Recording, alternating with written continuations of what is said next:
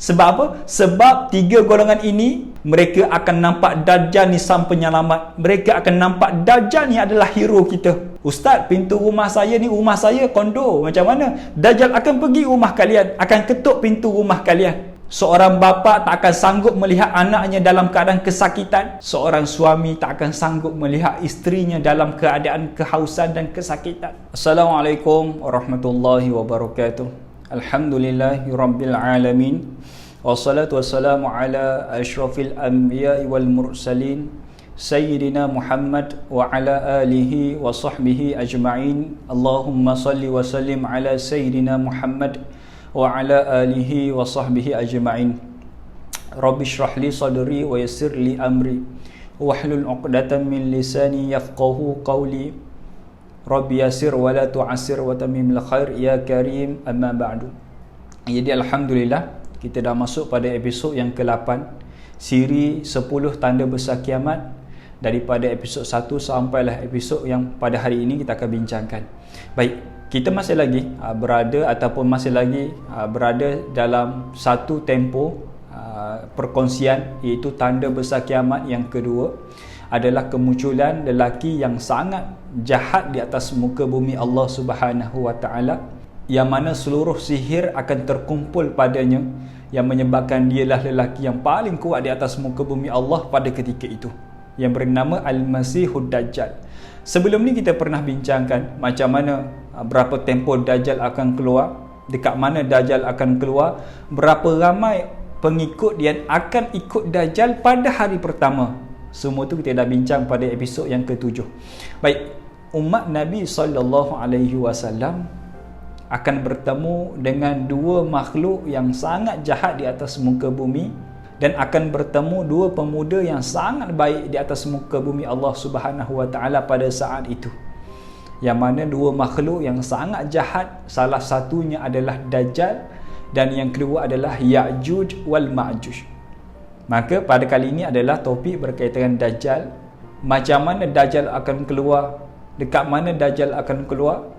Maka ketika mana kita faham apa yang dilakukan oleh Dajjal, misi dan visi Dajjal apa dia, hanyalah semata-mata nak menarik iman dalam hati umat baginda sallallahu alaihi wasallam.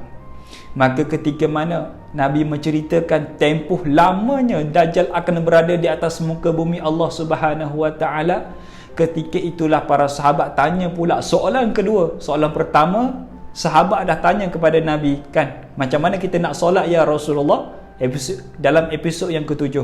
Soalan yang kedua, sahabat tanya pula kepada Nabi, ya Rasulullah, macam mana pula dengan kami orang beriman? Macam mana kami nak dapatkan makanan? Macam mana kami nak dapatkan minuman ya Rasulullah? Maka Nabi kata, makanan bagi orang yang beriman, atau kama qala, makanan bagi orang beriman adalah takbir, tasbih, tahlil dan tahmid, kata Nabi sallallahu alaihi wasallam. Subhanallah, alhamdulillah, Allahu akbar, la ilaha illallah. Itulah yang akan menjadi zikir rutin harian orang beriman ketika itu. Dan andai kata Nabi, bila mana mereka orang beriman melafazkan zikir itu, maka perut mereka akan menjadi kenyang. Itulah menjadi makanan bagi orang beriman ketika itu. Mungkin kita tak sampai pemikiran kita nak faham apa yang disampaikan oleh baginda sallallahu alaihi wasallam. Tapi insya-Allah itu kebenaran. Itulah kebenaran yang disampaikan oleh Nabi sallallahu alaihi wasallam. Sebab sudah tentu manusia dalam keadaan kelaparan. Sebab hari pertama Dajjal keluar pun sudah tidak ada setitis makanan pun. Sudah tidak ada sedikit pun minuman. Ada yang tanya saya, Ustaz, macam mana pula saya kalau saya simpan makanan banyak-banyak? Mesti saya ada bekalan makanan, mesti saya tidak akan menjadi pengikut Dajjal sebab saya ada bekalan makanan.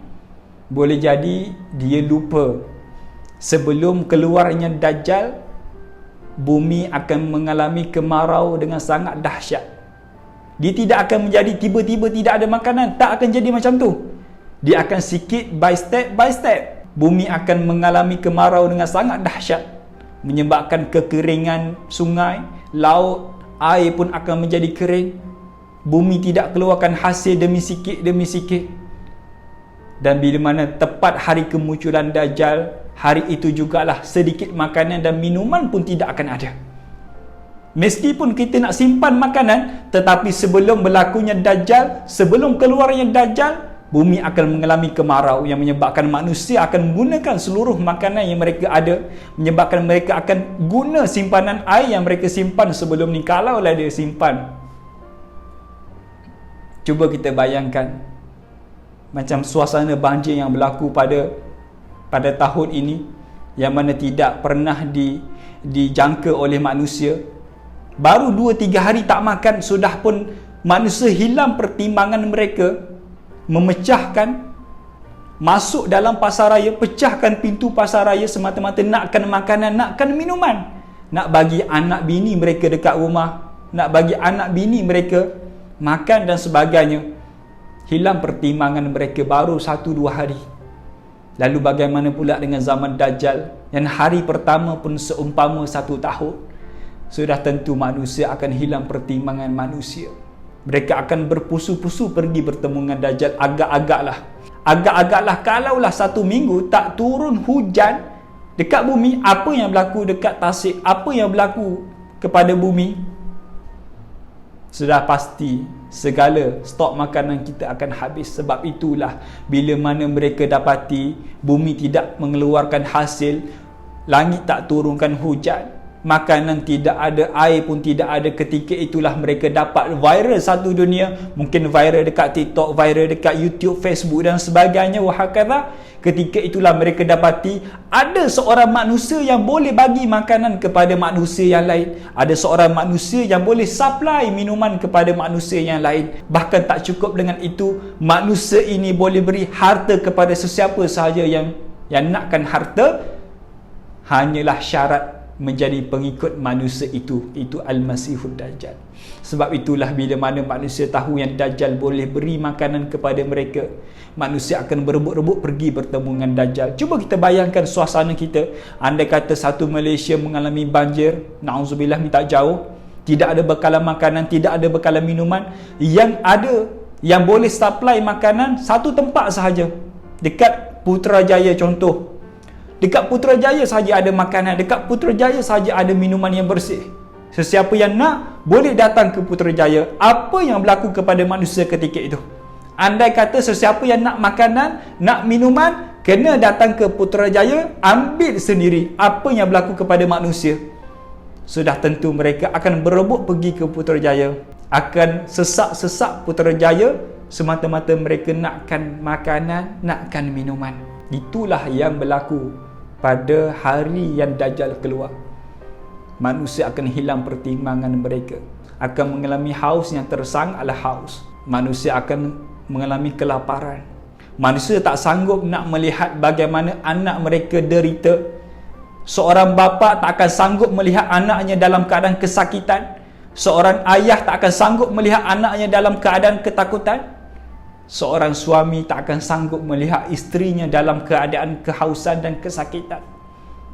Sama juga seorang ibu tak akan tergamak nak melihat anaknya dalam keadaan kelaparan, yang menyebabkan mereka akan hilang pertimbangan. Itulah suasana manusia pada ketika itu. Maka bila mana adanya golongan-golongan yang sudah pun dapat bantuan daripada Dajjal, sudah tentu mereka akan melaungkan, wahai manusia, wahai kalian, sesiapa yang nak bantuan, siapa yang nak makanan, sesiapa yang nak minuman, boleh bertemu dengan si fulan, boleh bertemu dengan dia. Yang dimaksudkan oleh Dajjal, kerana dia boleh bantu kita, pergilah bertemu dengan dia. Jangan sombong, pergi bertemu dengan dia. Sudah tentu akan ada orang yang jenis macam tu, yang menjadi pentaksub Dajjal, yang menjadi pentaksub Dajjal, menjadi fan Dajjal, yang menjadi pengikut tetap Dajjal, yang mana mereka lah akan memviralkan Dajjal, akan bagi tahu kepada jiran, akan bagi tahu kepada adik-beradik, pergilah ke jumpa dia, bagi tahu nak makanan, bagi tahu nak minuman, mudah je. Mengaku je lah dia Tuhan, sebab dia boleh selamatkan kita. Mesti dia Tuhan. Dia boleh keluarkan hujan, dia boleh turunkan hujan, dia boleh keluarkan makanan, boleh keluarkan minuman, dan boleh mengeluarkan emas dan permata. begitu sahaja, sudah tentu dialah Tuhan kita. Itulah yang akan berlaku pada ketika itu. Dajjal akan ada marketing, free marketing daripada pengikut dia. Maka orang Islam, mereka tidak akan tertipu dengan tipu helah Dajjal. Adapun orang fasik dan munafik dan orang bukan Islam, merekalah, tiga golongan inilah akan tertipu dengan fitnah Dajjal dan akan menjadi pengikut tetap Dajjal. Sebab apa kata Nabi SAW? Orang yang beriman, ada iman dalam hati mereka, bila mana Dajjal sampai ke kawasan mereka, mereka akan nampak daripada jauh tanda kufur dekat dahi Dajjal. Mereka akan nampak, orang beriman kata Nabi akan nampak tanda kufur dekat dahi Dajjal. Adapun kata Nabi, orang yang bukan Islam, orang kufur, orang fasik dan orang yang munafik, tiga golongan ini, mereka tidak akan nampak sama sekali tanda kufur dekat dahi Dajjal, yang menyebabkan mereka lah akan tertipu dengan Dajjal. Macam mana pula dengan orang fasik? Siapa golongan yang fasik? Golongan fasik, kata para ulama, mudah je. Tinggal satu kali solat dengan sengaja, maka mereka lah tergolong dalam golongan yang fasik. Buka aurat, keluar rumah buka aurat, tak tutup aurat, mereka juga tergolong dalam golongan yang fasik. Maka golongan inilah akan menjadi pengikut Dajjal. Bayangkan dalam keluarga, dalam ahli keluarga kita, adik-beradik kita, ada yang solat, ada yang tidak solat. Semestinya yang solat ini, yang beriman, mereka tidak akan pergi bertemu dengan Dajjal. Adik kita macam mana? Abang kita macam mana? Yang tak solat, mereka tak nampak tanda kufur dekat dahi Dajjal. Mereka lah akan mengajak, jom ibu pergi ambil makanan dengan dia. Ibu orang beriman, tak boleh nak, dia kufur, dia Dajjal. Mana ada ibu? Tak ada pun tanda kufur dekat dahi dia. Sebab apa? Sebab tiga golongan ini, fasik, munafik dan bukan Islam, mereka akan nampak Dajjal ni sang penyelamat. Mereka akan nampak Dajjal ni adalah hero kita. Mata pandangan manusia ketika itu tidak akan sama. Mata pandangan manusia ketika itu tidak akan sama. Sebab itulah bahaya, berhati-hatilah bagi mereka yang tinggal solat dengan sengaja, buka aurat dengan sengaja, tidak tutup aurat, bahkan bangga lagi tidak tutup aurat, bahkan bangga lagi tidak solat. Bangga dengan kemukaran yang dilakukan, bahaya. Sebab mereka tidak akan nampak sama sekali tanda kufur dekat dahi Dajjal. Maka kata Nabi SAW, Nabi ajarkan kepada kita, andai kata Dajjal menghampiri kita, Dajjal datang kepada kita, apa yang kita kena buat? Nabi ajarkan kepada kita.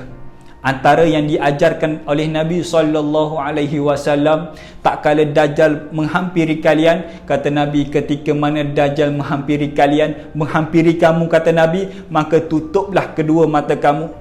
Tutuplah kedua mata kamu dan bacalah suratul Kahfi, kata Nabi SAW. Sesungguhnya Dajjal tidak akan pernah menghampiri kamu.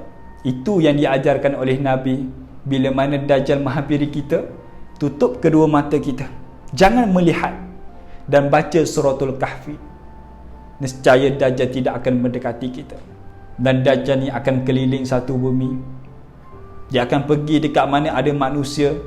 Sebab itulah tidak ada satu lorong, tidak ada satu rumah, tidak ada satu kampung, melainkan tempat itu, kawasan itu akan dilalui oleh Dajjal, akan perginya Dajjal. Mudahnya kata, andai kata ada manusia, di situlah Dajjal akan sampai. Dajjal akan ketuk pintu rumah kita. Ustaz, pintu rumah saya ni, rumah saya kondo, macam mana? Dajjal akan pergi rumah kalian, akan ketuk pintu rumah kalian. Rumah kondo ke, apartmen ke, rumah teres ke, rumah taman ke, banglo ke, macam mana pun, hotel pun, Dajjal akan ketuk pintu rumah kalian. Kalau bukan Dajjal pun, pengikut Dajjal menceritakan apa pengalaman mereka manisnya bertemu dengan Dajjal. Sebab apa? Dajjal memberi apa yang mereka nak. Itulah bahayanya zaman Dajjal. Maka bila mana Dajjal keliling satu bumi, dua tempat sahaja yang Dajjal tak akan boleh masuk.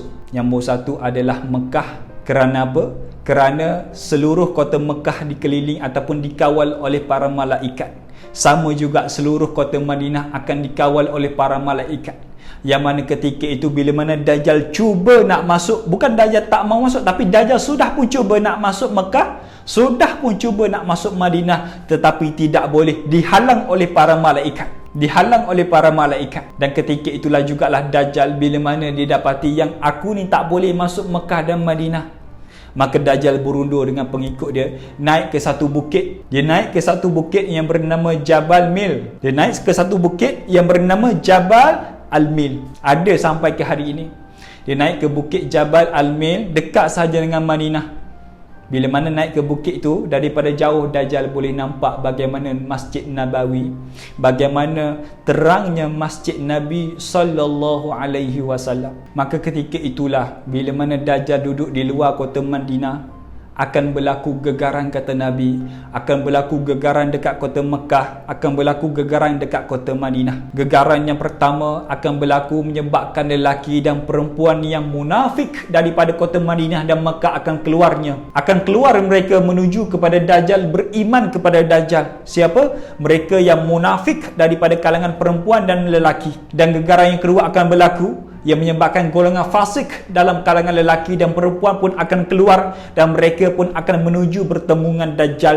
Dan akan berlaku gegaran yang ketiga, kata Nabi sallallahu alaihi wasallam, bila mana berlaku gegaran yang ketiga dekat kota Mekah dan Madinah, ketika itu jugalah akan keluar semua berbaki, sisa yang masih lagi berbaki dalam kalangan yang fasik dan munafik, yang tak mahu keluar daripada gegaran pertama kedua.